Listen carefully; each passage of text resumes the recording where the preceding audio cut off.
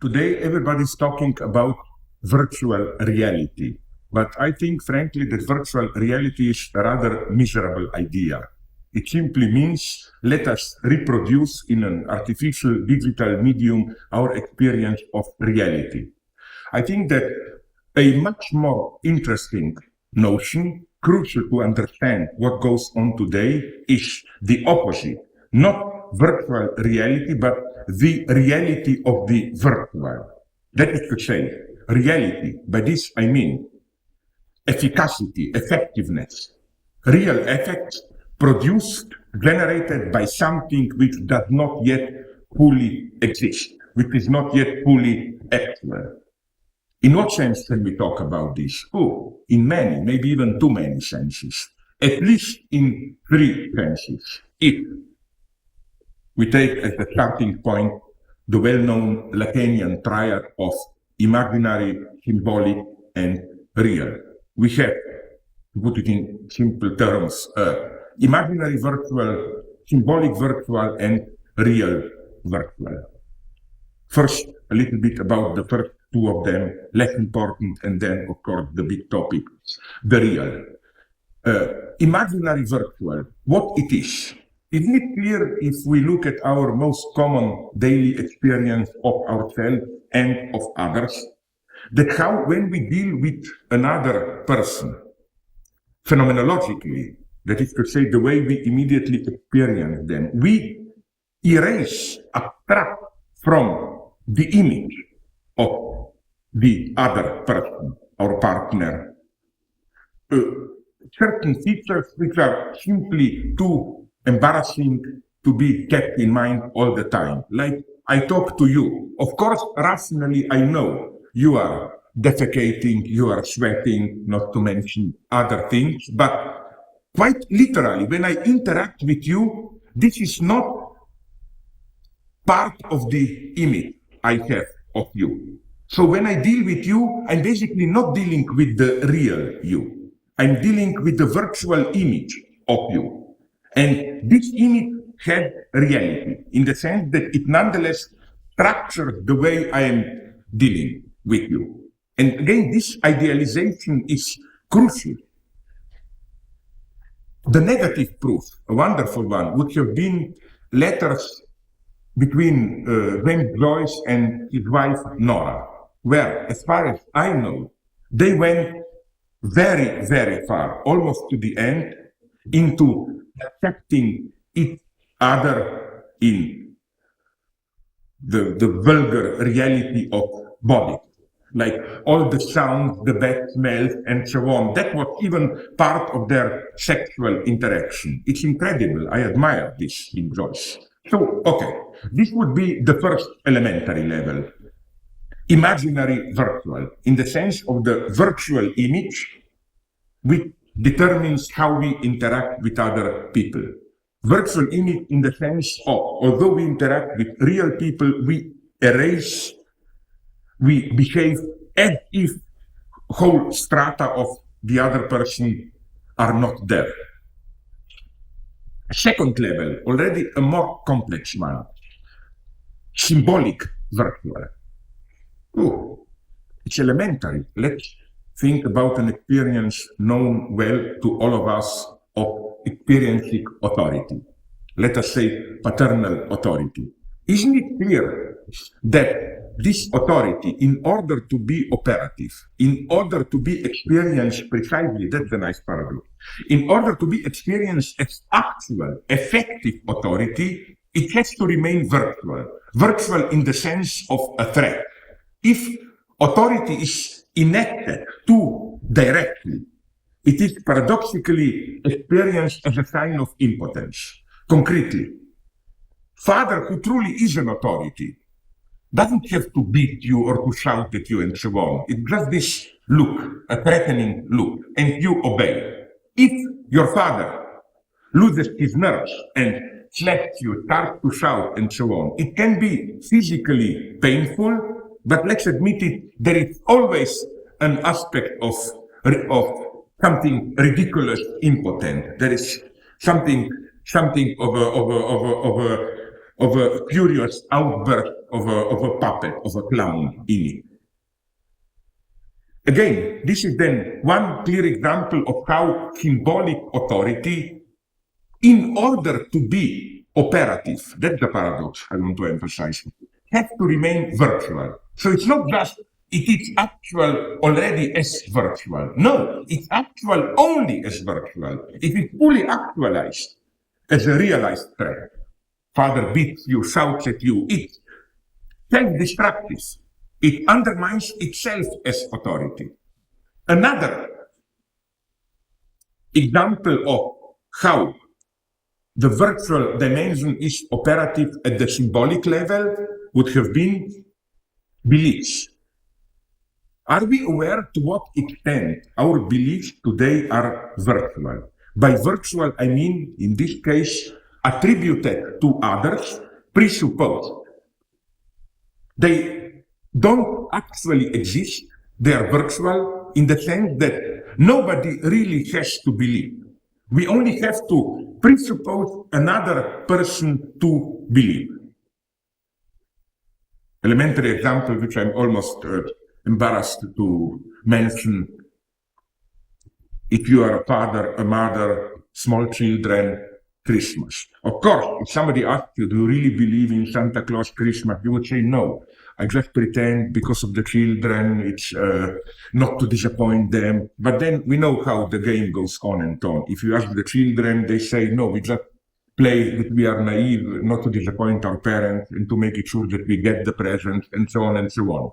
But it's not only with children, it's even with our political life, I'm tempted to claim. Now, in our so-called, wrongly so-called, I claim, because we believe more than ever, in our so-called cynical era, for example, I don't think anyone believes in democracy, but nonetheless, we want to maintain appearances.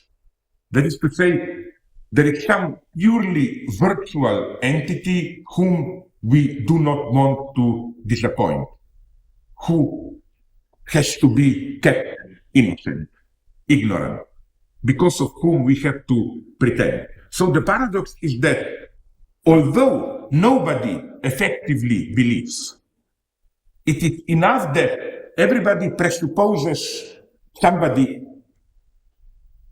else to believe, and the belief is actual. It structures reality. It functions. Again, the paradox is here then similar as the one of authority. It's not only that a belief which is a virtual belief, not belief of an actual person, but always attributed to other, let's call it, along Lacanian lines, the subject supposed to believe. It's not only that a belief already as virtual, as merely presupposed, already is actual. I'm tempted to claim that many of our daily beliefs, in order to function socially as beliefs, have to remain virtual in this sense. Because if we believe too immediately, then I think it's again self-destructive for an ideology. We no longer appear normal subjects, we appear idiots. Like we all know how it is when we encounter somebody who takes too directly his or her religious beliefs or political beliefs. There is something monstrous about somebody who directly identifies with it. It is as if he or she is no longer a real person. It is as if he or she turns into a kind of a puppet. So I hope now these two levels are relatively clear. The first two levels of virtuality, imaginary virtuality, symbolic virtuality. But now, of course, the true treasure is waiting for us, real virtuality. So, the real virtual. Well, the problem here, the cat, of course, is the notion of the real. So, this may appear boring, but we have to go again through the triad imaginary, symbolic, real. Because when Lacan defines this triad as the triad of a no, it means that they are literally interwoven in the sense that the entire triad is reflected into each of the three terms, which means, to put it bluntly, that there is, again, imaginary real, symbolic real, and real real. What would be the imaginary real? Images, but images which are so strong, so traumatic, that they are real, too strong to be perceived, but still images. Simply think about incredible, breathtaking catastrophes. Think about monsters. Think about precisely what in science fiction or horror is called the thing. Think about movies like Alien, this terrifying creature too strong to be directly confronted, but nonetheless it's imaginary because it's an image which is too strong to be confronted. Even if you cannot confront it, we are still moving at the imaginary level. That would be the imaginary real. Then the symbolic real. It's simply, for example, scientific discourse, scientific formulas like quantum physics. Why is this real? For a simple reason. The minimum definition of the real for Lacan is that which resists symbolization, inclusion into our universe of meaning. And isn't it that precisely which happens, for example, with quantum physics? What is quantum physics?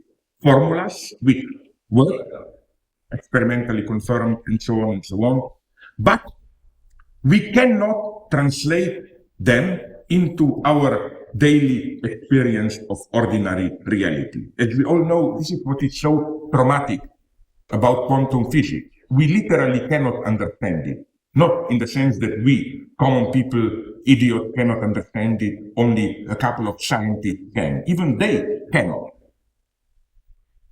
In what sense? In the sense that it just works, but if you try to build a consistent ontology out of it, again, you get meaningless results. You get time running backward, you get parallel universes or whatever. In other words, you get things which simply are meaningless with regard to our ordinary notion of reality. So this would be symbolic real. Symbolic, obviously it is symbolic, formulas, pure signifiers. They function, it's a functioning machine, but meaningless. We cannot make any sense out of it. We cannot relate it to our experience, which is why we try so desperately to do it, which is why we try to invent metaphors to imagine quantum universe, but it cannot be done. Then, finally, we are coming to the real, which is precisely not what is usually identified as the real. This would have been the first real, the imaginary real, a too traumatic image. What then is this famous real, the very core of the real? Let me approach it at two levels. The first level is still relatively close to the symbolic order. It would have been all that accompanies the symbolic level as its obscene shadow. Think about army units, how they function. You have discipline, symbolic machine, symbolic order, drill, and so on. But as we all know, this is sustained by a kind of obscene, shadowy reality of, among other things, so-called marching chants. In every movie about the Marines, you hear them. These songs which are extremely interesting songs that soldiers sing by their training, marching, because they are characterized by meaningless rhymes combined with sadistic or sexually perverse obscenities. One example that I remember, I think it is from An Officer and a Gentleman, the movie where Marines are singing something like, I don't know, but I was told that Eskimo pussies are rather cold. The enigma is, again, why does the military discourse need this. So this would be one level, this shadowy virtual reality of affects which has to accompany the official discourse. But let's move a little bit deeper. Let's think about, well, one of the great achievements of Western civilization, a movie like The Sound of Music. Officially, as we all know, it's a story about small anti-fascist democratic Austrians at the political level, that is to say. I will leave out all the singing aspect. Small, honest, democratic Austrians fighting, resisting the Nazi occupation of Austria in 1938. But look at the movie really closely. Look at its texture. And you will discover a quite different reality, a kind of a virtual reality of the officially depicted narrative reality. If you look at how Austrians are depicted in the movie, you will discover, to cut a long story short, that they are precisely depicted as a kind of a smallish, beautiful provincial fascists. Their idiocy is emphasized with local folkloric dresses and so on. They are presented directly as anti-intellectual, rooted in narrow life world and so on. Now, look at how the occupying, invading Nazis are presented. They are not mostly soldiers, but managers, bureaucrats, exquisitely dressed with short mustaches, smoking expensive cigarettes and so on. In other words, almost a caricature of cosmopolitan, decadent, corrupted Jew. So that's my point. At the level of simple narrative reality, we get one message: democratic resistance to Nazism. But at the level of, let's call it virtual texture, all this micro sense, maybe we could even call it writing, we get practically the opposite message, which is honest, fascist, resisting, decadent, Jewish, cosmopolitan takeover. And incidentally, maybe this is at least one of the reasons why this movie was so extremely popular. While officially agreeing with our democratic ideology, it at the same time addresses our secret fascist dreams. But let's take a more serious example. Robert Altman's masterpiece, Shortcuts. Again, at the narrative level, we get a simple story, or rather 9, 10 stories, parallel stories, depicting the desperate everyday life of Los Angeles, LA middle classes. It's a portrait of today's alienation, solitude, and so on. But again, the very texture of the film, I claim, is a much more optimistic one. It's a kind of celebration of this magic of contingent encounters generating unexpected effects of meaning. So I think that in a similar way to how we should read Sound of Music, it is wrong to read Shortcuts simply as kind of a social critical piece. There is another much more optimistic, life-asserting even level. So to provide the formula of this real virtual, let me refer to a recent paradoxical statement by none other than Donald Rumsfeld. I think that this statement was an important contribution to contemporary American philosophical debate. This happened in March 2003, just before the war on Iraq, where Rumsfeld elaborated the relationship between known and unknown. First, he said there are known knowns. There are things we know that we know, like we knew at that point that Saddam was the president of Iraq. Okay, everything clear. Then he went on, there are known unknowns. There are things that we know that we don't know. The idea was, for example, we know that we don't know how many weapons of mass destruction Saddam had. Okay, now we know he had none. Doesn't matter. At that point, it appeared like this.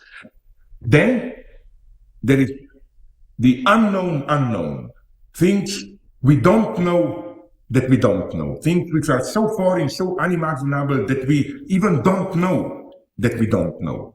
For example, maybe Saddam had some unimaginable, totally unexpected weapon. And here, unfortunately, Rumsfeld stopped, because I think he should have gone on, making the next step to the fourth category, fourth variation which is missing, which is not the known unknowns, but the unknown knowns. Things we don't know, we know them. We know them, they are part of our identity, they determine our activity, but we don't know that we know them. This is what in psychoanalysis, of course, is called unconscious fantasies, unconscious prejudices, and so on and so on. And I think that this level is crucial. To refer to previous two examples from movies, in The Sound of Music, what we directly know is that it's a movie about anti-fascist resistance of modern, honest Austrians. What we don't know that we know is that it's also the opposite. That is the movie about fascists resisting the Jewish takeover. And the tragedy of today's American politics, I think, is that precisely they are not aware of these unknown knowns, which is why there was a deep truth in one of the statements of that unfortunate Iraqi Minister of Information. We were all laughing at him during the last Iraqi war because of his ridiculous statements denying the obvious. But at one point, I claim what he told was absolutely true. When, towards the end of the war, he was asked, is it true that Americans already control, American forces, part of the Baghdad airport? He said, not true, Americans don't control even themselves. Perfect truth. Why? Because they don't know what they know. And this, what you don't know that you know, controls you, but you don't control it. Okay, so now we come to the really real core of the real, much more fundamental than this still symbolic real, but which paradoxically is at the same time the most virtual real. It is what? Let us think about attractors in mathematics or in physics. For example, you have small pieces of iron and you throw them around a magnetic field. They are dispersed following a certain shape, infinitely approaching this shape, but this shape, of course, is not existing itself. It's just something that you can abstract, isolate from the dispersion of the small pieces of iron. That's the idea of virtual real. It's a shape. This is the real of this field, but it doesn't exist in itself. It's just an abstract form which structures the disposition of actually existing elements around it. Now, what has this to do with psychoanalytic problematic or even more with political problematic? My idea is a lot. Let's think about the precise status of trauma in psychoanalysis. It is similar to this non-existing attractor. That is to say, more closely, Freud shifted his position, as we all know, with regard to trauma. He shifted his position in a way which is, strangely enough, parallel to the shift in Einstein's theory of relativity, the shift from special to general theory of relativity. This shift in theory of relativity concerns the reference to the curved space, curvature of space. As most of us, I hope, know, for Einstein, in the first approach, it was the presence of the density of matter, of stuff, which curved the space. Space was originally perceived as empty space, abstractly, but symmetrical, non-curved, then the presence of staff curves it. But then, in a second step, Einstein accomplished a wonderful reversal. He just turned the terms around. It was not the presence of matter, of stuff, which curves the space. It was, on the contrary, the curvature of the space which was primordial. And what we perceive as matter is just a kind of a reified, fetishist misperception of a purely formal curvature of the space. And I claim it exactly like this in the psychoanalytic notion of trauma. In the first approach, Freud imagined trauma as some kind of dense, raw presence of some real which brutally intrudes into our symbolic space and curves it. Quite literally. Let's imagine that I have my well-balanced symbolic space, then something traumatic happens to me. I'm raped, I witness a terrifying event, I'm tortured, whatever. And because of the traumatic impact of this event, my symbolic space gets curved. Some things can no longer be symbolized. The function of those symbols has to be taken over with other symbols. There is a kind of imbalance. There is a gap in my symbolic space. This would be the first approach. But then Freud noticed some strange things. What things? Let's recall his best-known analysis of Wolfman. The traumatic scene there, of course, is the small child, Wolfman, witnessing the parental coitus a tergo. But let's look at it in a much more precise way. What effectively happens there? It's not that this was simply a trauma. As a small 1.5-year-old child, Wolfman did not find anything traumatic in this scene. He just perceived it and stored it. It was 3-4 years later when Wolfman started to develop his theories, infantile theories of sexuality, and because he was not able to account for sexuality, in other words, because the symbolic space of his sexual theories was curved, it is only at this point that he resuscitated the traumatic scene. So, I think in clear parallel to Einstein, we can see how here it's the other way around. The primordial fact is not some brutal intrusion of the real, of a traumatic real. The primordial fact, and also the primordial real, is a purely formal imbalance.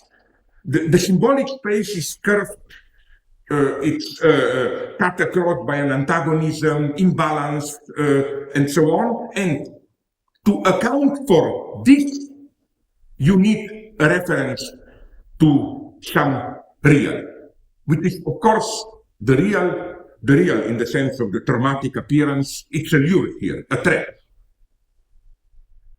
So what does this notion of the virtual real as trauma as virtual, what does this notion mean for politics? Can this serve us not to analyze political, ideological phenomena? Of course, let's just recall how anti-Semitism functions. In its fascist version, anti-Semitism, or rather the figure of the Jew, the Jewish plot, is precisely an external trauma which brutally intrudes, disturbing social balance, curving, as it were, the social space. Society was supposed to be harmonious, balanced, then Jews intervened, distorted it, as it were, natural order. But of course, here at least we should be Marxist and turn things around. It's not that there is disorder, antagonism, disintegration, class struggle because of the Jews. Class struggle, or more generally, social antagonism, comes first. That is to say, social space is in itself already curved, imbalanced. And in order to imaginarily, in an imaginary way, account for it, we invent the figure of the Jew. That is to say, we project the cause of it into the figure of the Jew. Even at a more fundamental level of today's economic constellation, I think that this notion of real as virtual can help us to critically reject a category which is more and more popular with politically correct post-colonial authors, the notion of so-called alternate or alternative modernity. The idea is, to put it simply, the following one. Of course, there are inconsistencies, antagonisms, repressive potentials in the notion of modernity, which ultimately means, of course, capitalism as the force of modernity. But, so the story goes, these antagonistic, repressive elements are not part of the very concept of modernity, but are only limited to the Anglo-Saxon, West European model of modernization. Why then should there not be other alternate modernities where you can have modernization, but without this alienating effects which characterize Western European process of modernization, without socially disruptive processes, without alienation, without exploitation, without ecological catastrophes, and so on and so on. And then, of course, it's free for grab. Anybody can have his or their own modernity. You can say we can have them Latin American modernity as alternate modernity, we can have African modernity, we can have Asian modernity, whatever. So what is the problem with this approach, which is basically an approach of historicist nominalism? Because the underlying logic is that infamous pseudo-deconstructionist logic of there is no modernity as such. There are only particular modernities, like West European, African, Latin American, and so on and so on. Of course, this is true. The problem is elsewhere. The problem is that through this nominalist reduction, again, by claiming that only particular modernities effectively exist, the type of antagonism is reduced to only one particular modernity. It is no longer modernity as such, which is characterized by antagonism imbalance. Imbalance is dismissed as just pertaining to a certain species of, particular species of modernity. And what is problematic with this? Well, to put it very simply, did we not have already in the early 20th century, in the first part of the 20th century, one big, well-known project of alternate modernity? It was called fascism. Fascism was precisely the first big attempt to build an alternate modernity. That is to say, to have the process of modernization, industrial development, and so on, but without paying the price of alienation, social disintegration, and so on and so on. What should we then oppose to this model? We should oppose to it the idea that some antagonism, we can call it by different names. Marxists would have called it, traditional Marxists would have called it class struggle. Frankfurt School would have called it dialectic of enlightenment. But the idea being that there is some antagonistic potential in the very project of capitalist modernity. That is to say that all these phenomena that we deplore, wars, violences, concentration camps, new fundamentalism, you name it, that all this is not simply a regression, or as Habermas would have put it, a sign of modernity as an unfinished project, but is part of the very project of modernity. This is what gets lost. Which is why I think that although it wants to be historicist, critical, this idea of reducing the antagonistic aspects of modernity to just one particular form of modernity is deeply ideological, because it saves unblemished the general notion of modernization. What we should insist on is, on the contrary, as I just said, that there is an antagonism inherent to the very universal notion of modernity. And now I'm coming to my point, so that the particular species of modernity are not just examples or exemplifications of their universal limits, of their universal notion, but they are in a way reactions to it. They fight it. Modernity as a universal notion names a certain deadlock, a certain antagonism. And particular, really existing forms of modernity are attempts to resolve this deadlock, to solve the problem.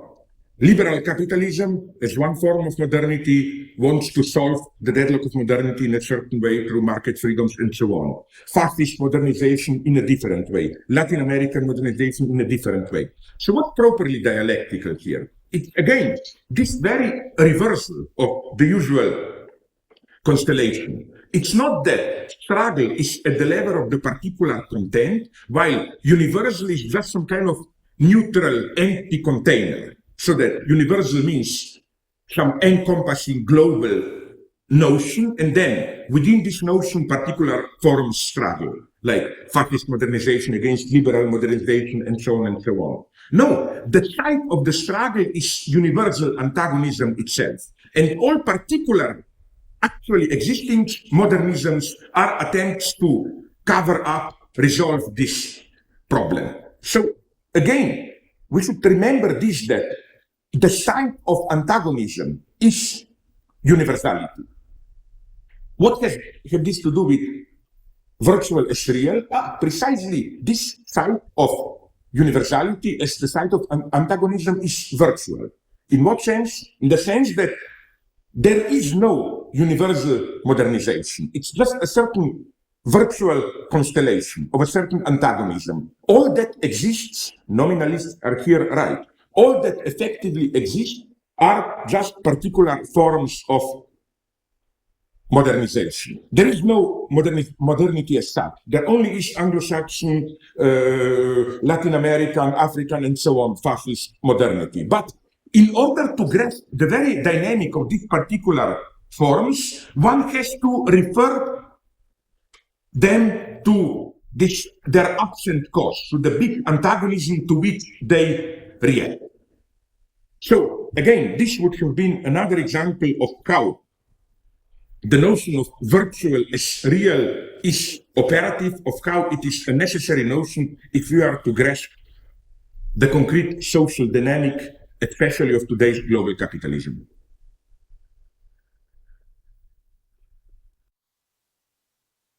So the conclusion to be drawn from all this is that the category of the real is ultimately a purely formal category. It's not a category of some formless content, disturbing order. It's a pure structural gap.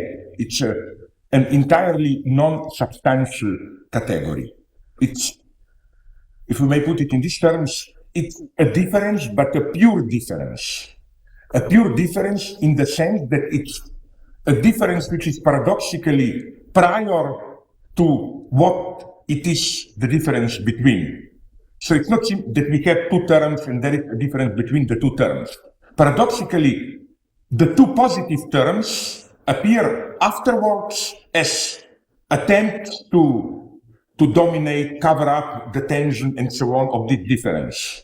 Again, how can this be? Another simple example, just to illustrate this logic, the political distinction, I know it's half forgotten today, nobody wants to hear about it, but nonetheless, the distinction between left and right. The first thing that strikes the eye about this distinction, if we take it seriously, is that it's not just a distinction within a certain social whole. It's not that in a certain society, if you take into account all political forces, we can say these are right-wing forces, these are left-wing forces, and then all the intermediate phenomena in between, center, center-left, center-right, whatever you want. It's different. It is that if you ask a right-winger how is the entire social field structured, you will get a totally different answer than if you ask a left-winger, or, for that matter, if you ask a centrist. To simplify it, a right-winger will tell you that society is an organic, harmonious unity, at least the traditional right-winger, and that left radicals are external intruders. What is anathema for a radical conservative is the idea that there is an antagonism and imbalance inscribed into the very heart of the social edifice. For a left-winger, the struggle is admitted as central. So again, the point is that there is no neutral way to define the difference between left and right. In itself, it's a void. It's just that you can approach it either from the leftist or from the rightist point of view. And incidentally, for Lacan, it's exactly in the same way that also sexual difference functions. Sexual difference is not a difference between the two species of humanity in general, but it's from the male perspective, sexual difference itself appears in a different way than from the feminine perspective. So again, difference paradoxically comes first. Crucial philosophically is this, let's call it pure formalism. And against the reproach that we are dealing here with some kind of idealism, isn't matter in its positive inner presence primordial. I think that we should reject this reproach and precisely insist on this notion of, how should I call it, purely formal materialism. Materialism is materialism of the difference. The minimal feature of materialism being that there is a pure difference, that there is a crack, an antagonism within the order of the one. That the primordial fact is pure self-difference. I'm very precise here. Self-difference, and not any kind of these mythological polar opposites, feminine, masculine, light, darkness, yin, yang, and so on. I think that here radical materialism should be even critical towards Deleuze, Gilles Deleuze, who likes to assert some kind of primordial multitude as the ultimate ontological fact. From the radical perspective I'm advocating, multitude already is an effect of the inconsistency of the one with itself, of the fact that the one cannot coincide with itself. Or to put it in a slightly different way, we do not have some primordial polarity like masculine, feminine, light, darkness, and then we can play all these new age agnostic games of how in our era we put too much accent on one pole and we have to reestablish the balance, like we are too rational masculine, let's put more accent on the feminine emotional side, whatever. No, it's more radical. It's as if, as Lacan puts it, the binary signifier is primordially repressed, which means the second element is always missing, and this lack of the counterpoint. We have one, but we don't have the accompanying other. And this original imbalance then sets in motion the generation of multiplicity. Again, an extremely simple example from one of the early movies by Woody Allen, I think it's Love and War, a kind of a parody on Tolstoy, where, again, the whole movie topic focuses on topic of Tolstoy. So, of course, our first enigma is here, where is Dostoevsky, the other natural supplement to Tolstoy? There is no Dostoevsky, so what happens in the movie as a kind of a return of the repressed is that in one wonderful short scene, when two main characters talk with each other, all the big titles of Dostoevsky novels emerge. Like, do you know what happened with that idiot? Ah, you mean one of the Karamazov brothers? Yes, he did his crime, it was punished. Then he went underground, turned into a gambler, and so on and so on. So, the lesson of this ontological lesson is one cannot coincide with itself, pure difference. Because of this pure difference, as a secondary effect, the multitude explodes. So, again, against the usual reproach, is this not idealism? I would say that today it is rather idealism which is materialist. today's opposition, I'm tempted to claim, between materialism and idealism is that today's idealism, or rather spiritualism, clings to this famous density, inertia of experience, of matter, of earth, of the star. No wonder that the greatest, arguably, spiritual movie director, the Russian Tarkovsky, was at the same time practically obsessed by the topic of inertia of matter, density of matter, matter in decay. In his films, when heroes are praying, they don't pray looking upwards. They pray by sometimes literally immersing their heads into mud, close contact with earth. So I think the thing to do today is to oppose to this kind of spiritual materialism the pure formalism of true radical materialism, which is why, for me, quantum physics is ultimately a deeply materialist theory, where you don't need any positivity of matter. You can do everything with purely formal oscillations and so on. So again, back to this central insight that difference comes first. Difference, how to think a difference which is prior to the elements it is the difference of. Immanuel Kant, in his in his early writings, introduces here a crucial distinction, a very strange but clear distinction, a distinction between negative judgment and indefinite judgment. That is to say, as Kant puts it, it is not the same thing to say you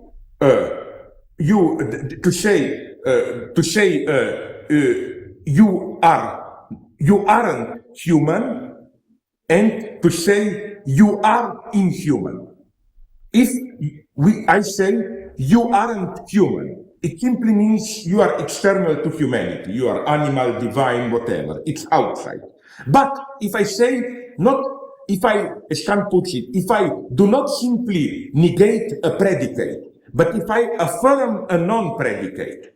So again, if I don't say simply you aren't human, but if I say you are inhuman, it means non-humanity, an excess over humanity, but an excess which is inherent to humanity itself. To give you another example, which will make it clear, let's just think about Stephen King, horror novels, the well-known category of the undead.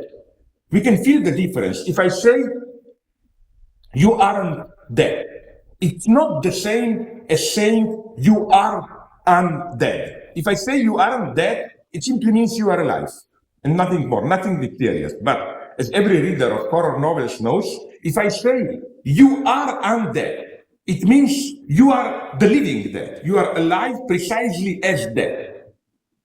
Immanuel Kant's point is that human freedom has exactly such a status. It's something which is neither nature, animals are not free, they are enslaved to their instincts, nor culture. Culture is already symbolic law, symbolic regulation. But the conclusion to be drawn from Kant and consequently from Freud and Lacan is that what cultural symbolic prohibitions try to regulate, to master, to dominate, to domesticate, whatever you want, is not directly nature, natural instinct, but it's this zero-level inhuman excess, to use Lacan's term, the eczema kernel of humanity. The inhuman dimension in exactly the same sense in which we talk about the undead. Not inhuman as external to humanity, but a monstrous excess or some radical wild freedom which is inherent to humanity itself. Again, we have this paradox that the difference between nature and culture is a level of its own, is neither nature nor culture. It's some kind of crazy excess. So what would then a politics of pure difference be? Well, first, per negationem, what it would not be. It would definitely not be what emerges today more and more as the ultimate horizon of the political, the so-called identity politics, or more broadly, the politics of recognizing the differences, of tolerating differences. What is for me problematic in this multiculturalist, tolerant politics and so on, it's not just the vulgar fact that they effectively, even if they deny, neglect economic struggle. It's the very logic of the struggle, the logic of multicultural struggle, of anti-racist struggle, of sexist struggle, struggle against sexism. It's, again, the logic of recognizing differences. For example, in anti-sexist struggle, the goal, of course, is not, even for radical feminists, I don't know, to kill, to annihilate men. It's to establish an open field within which both sexes, all different sexual positions, sexual identities, cultural identities inclusive, will be allowed to thrive freely, so that one will not articulate itself at the expense of others. Again, in the anti-racist struggle, the ultimate horizon is that of opening up the space for differences. Each ethnic group, religious group, cultural group, way of life group should have the freedom to freely deploy, articulate its potentials, its position. But this conceptual field, the field of openness towards the other, of tolerating, allowing for differences at the ultimate ethical horizon, this, I claim, cannot be our ultimate horizon, because we can immediately see that, to use the simplified example, class struggle. My God, the ultimate goal of the class struggle is not for proletarians to allow the bourgeois and bourgeois to allow proletarians to freely deploy their own potentials and so on and so on. It's an antagonistic struggle. The goal is not to let the multitude be, the goal is to annihilate the enemy. It's a totally different logic. It's the logic of animosity. It's the logic of antagonistic struggle, which also involves a totally different notion of universality. The notion of universality here is no longer universality as the encompassing medium container of the plurality of positions, sexual positions, cultural positions, whatever. No, universality is here the universality of struggle itself. There is also a central paradox to this struggling position. The position of struggle does not mean the position of a particular identity and the abandonment of the universal notion of truth. The abandonment of universal notion of truth goes very well with multiculturalist politics, where you can say everybody has the right to narrate its own version of truth. There is no global truth. No, our position should be there is universal truth. There always is one universal truth of a certain situation. But this truth is accessible only from a specific partial engaged in the struggle standpoint.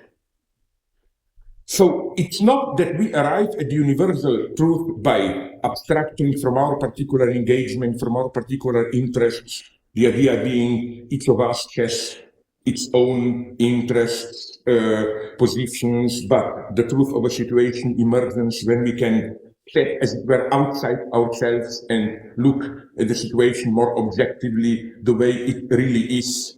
No, on the contrary, we should fully assume the paradox of universal truth being accessible only through a partial engaged position. This, I think, is more precious than ever to maintain today. And this is the reason why, at the social level, I think, we should cling to the notion of collective as it was till now practiced in three forms: messianic religious collectives, revolutionary parties, and fraternity communities. They both share all three of them, they share precisely this same notion of universality accessible only through an engaged, struggling subjective position.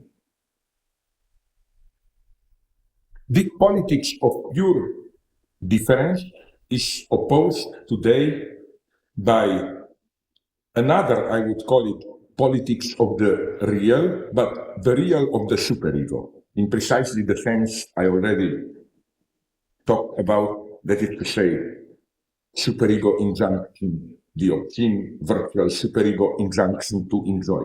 So how does this superego injunction function today in the hegemonic mode of social identification? To put it in extremely simplified terms, the old functioning of ethics was that of moderation. The ultimate task of ethics was to moderate it, like do it but not excessively, eat, drink, not too much, sex, not too much. It was the ethics of the proper measure. Today, I claim a different kind of ethics is emerging. An ethics which, on the one hand, allows you limitless consumption, no moderation, go to the end. But why? Because the object in itself is already deprived of its dangerous substance, as it were. The whole series of products that we find today on the market, decaf coffee, beer without alcohol, sugar without sugar, and so on and so on. That is to say, the product where you get the effect, but deprived of its potentially dangerous substance. So that today, the injunction is no longer drink coffee, but moderately it is. Have as much coffee as you want, because coffee is already in itself decaffeinated coffee. Maybe the best, slightly tasteless, but what the hell, why not? The best metaphor for this product is something that I saw 2-3 years ago in Los Angeles. It's the paradox of a chocolate laxative. Of course, chocolate being that which gives you constipation. With the publicity, I remember it, feel constipated, not a problem, eat more of our chocolate. So that's the paradox, that the chocolate is already its own remedy in a kind of almost Hegelian direct coincidence of the opposite. So why is this interesting? Precisely because I claim it's not limited only to phenomena of commodities. What interests me is how we can locate the same logic, also the same paradoxical logic of a product being its own counter effect already, and also within the social field. For example, let's take the big topic of tolerance.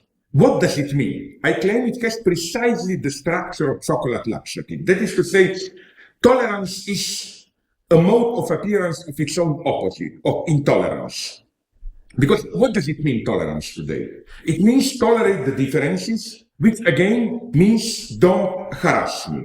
Tolerance means tolerate me, means don't harass me. What does it mean, don't harass me? It means precisely don't come too close to me. If you come too close to me with your excessive enjoyment, you disturb me, you harass me. So we have then this idea that practically everything can be a form of harassment. I look at you, it's potentially sexual harassment. I speak too loudly, it's verbal harassment, whatever. Everything, every over proximity of another human being can be potentially a form of harassment. And I think that this fear of harassment is precisely fundamental form of intolerance today. And so again, I claim that when we talk about tolerance today, it means precisely tolerance as avoiding harassment, which means intolerance. It means let's tolerate each other, again, which means let's keep at a proper distance from each other. Yet another chocolate laxative phenomenon, isn't it the way we deal with wealth today. The exemplary figure today for me here is somebody like George Soros. Half the day he engages in the most ruthless financial exploitations, ruining the lives of hundreds of thousands, even millions. The other half, he just gives part of it back. So the morning is chocolate, the afternoon is laxative, like, involving all these human aid programs and so on, political democratization and so on and so on. So again, instead of simply not engaged in ruthless speculation, he does it, but then includes counteraction. And even more radically, is it not exactly the same with war today? I think that Ulrich Beck, the German sociologist, was well justified in inventing the term militarist pacifism or humanitarian militarism. For what goes on today, where all the wars are declared as wars for peace. It's not only that their ultimate goal is defined as to bring peace into Iraq, to remove the threat of war, and so on and so on. It's even more radically. It is that the war operation itself resembles more and more a kind of humanitarian intervention to help the people there. If you read, for example, the recent justification of attack on Iraq, it's not so much that Iraq was attacked in order to remove the threats to the Western nation of Saddam. It was in order to help the Iraqi people and so on and so on. No wonder then that the ultimate chocolate laxative, no wonder that the concentration camps, as George Agamben claims, the typical exemplary case of a 20th century collective, has precisely these both aspects. Again, chocolate laxative structure. The aspect of isolating the enemy, Guantanamo or whatever, and the aspect of concentrating people in order to provide them with humanitarian aid. So, what this means are two things. First, I don't think that it is justified to talk today about consumption. We live in a society of consumption and so on. On the contrary, I claim, we consume less than ever if consuming means taking the risk, really opening yourself. Which is why, incidentally, we are so afraid of smoking. I claim it's not simply medical results and so on. What is so terrifying in smoking is somebody really consuming the smoke with all the dangers this involves.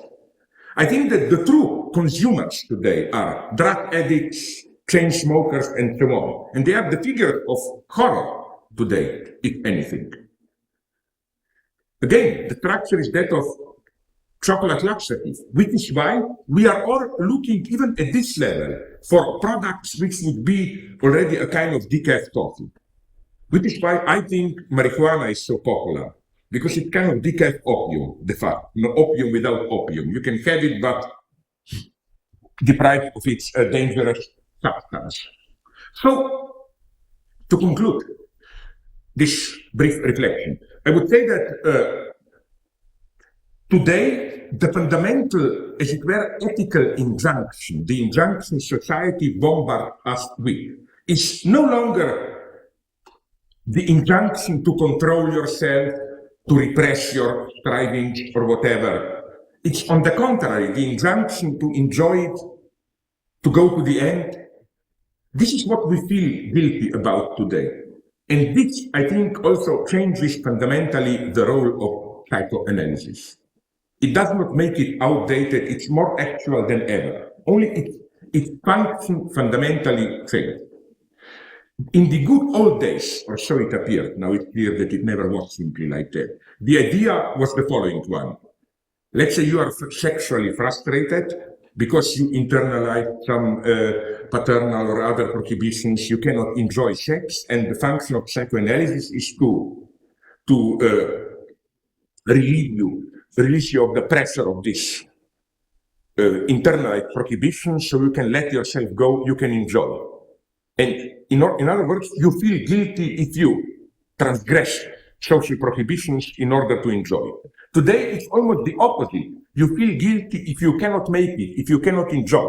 And we shouldn't take here enjoyment just in the immediate sense of sexual pleasure, of drinking, whatever. It can be enjoyment of power, social success, professional success. It can be even spiritual enjoyment in the New Age sense, Gnostic sense of realizing your ego and so on and so on. What we are getting today is that you feel guilty if in this sense you cannot enjoy yourself.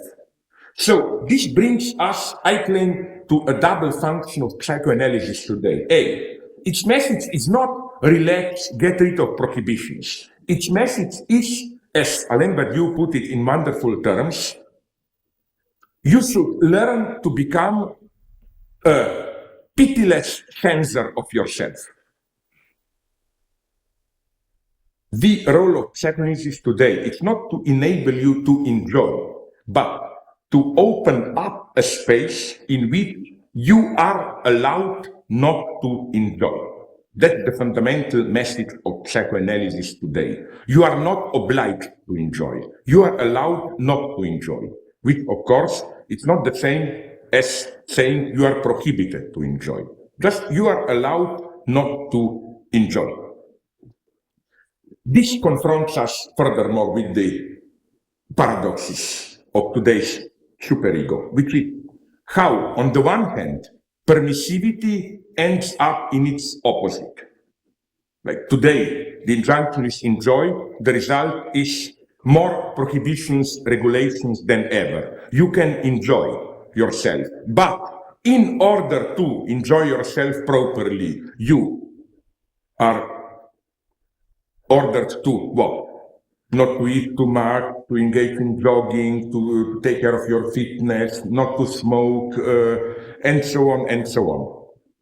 Just look around, and I think there is nothing more miserable today than those younger couples or people who organize their life in order to enjoy themselves. The regulation is total.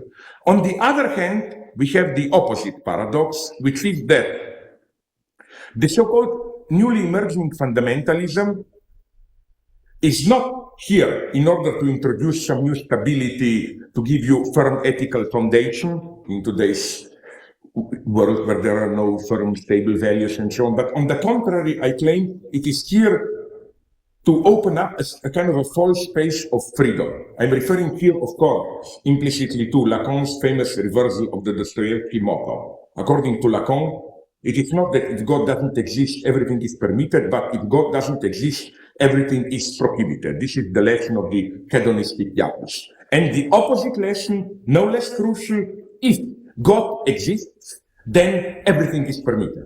Which means, if you can justify your role as that of being the instrument of the divine will, in other words, you hear voices, you have the contact with the guy up there, either George Bush or Osama bin Laden. As many people notice, this is what they have in common. They both hear directly from up there. Then you can do whatever you want. You can do terrorist act, bomb countries, and so on and so on. So here we see how difficult it is to orient ourselves in today's constellation where there is a certain urge to false freedom inherent to the system itself. Which is why I claim the main task today is to reinvent utopia, a space of utopia. What do I mean by this? It's not, of course, the old-fashioned utopia, which is the utopia of imagining ideal world about which we know in advance that it will never be realized. The big models here are, of course, Plato's Republic, Thomas More utopia, and we should not forget Marquis de Sade, philosophy in the boudoir. That's the classical utopia. Then we have what I'm tempted to call the capitalist utopia, this unbridled solicitation of new and new desires, which can go pretty far. Like today, I learned that in the United States, there in some communities seriously considering the idea that necrophiliacs, those who want to play sexual games with corpses, dead bodies are seriously deprived. So isn't it the duty of our society to provide them with corpses? Can it be done in some way so that people sign voluntarily in the same way that you sign that if you die, your heart, your organs can be used, that your body can be used to be delivered to necrophiliacs, and so on and so on. The problem here is that, radical as this may appear, there is something ridiculously benign about it, about this capitalist utopia. You can go to the end, basically nothing happens. But we have a third utopia, which is again neither this classical utopia of imagining an alternative universe, not even dreaming about really realizing it, then the capitalist utopia of ever new desires, extreme forms of satisfying your desires. There is a third mode, which I would say is precisely the real core of utopia. I think a truly radical utopia is not an exercise in free imagination. Like you sit down, don't have anything wiser to do than to imagine possible ideal world. It's something that you do literally as out of an inner urge. You have to invent something new when you cannot do it otherwise. True utopia for me is not a matter of the future. It's something to be immediately enacted when there is no other way. Utopia in this sense simply means do what appears within the given symbolic coordinates as impossible.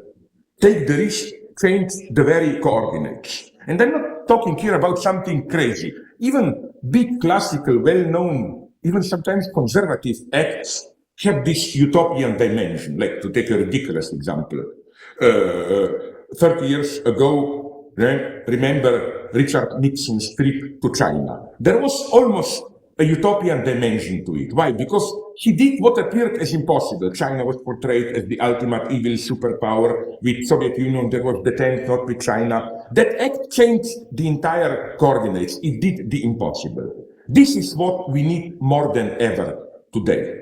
Because ultimately, I claim, the true utopia today is not a different order. It's the idea that the existing order can function indefinitely.